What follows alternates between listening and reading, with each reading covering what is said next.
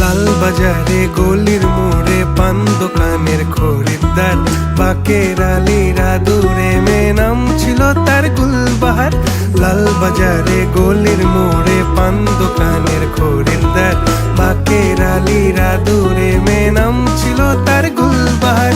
নাম ছিল তার গুলবাহার, দেখতে ভারী চমৎকার, তুলনা যে হয় না তার হোসনে আরা গুলবাহার।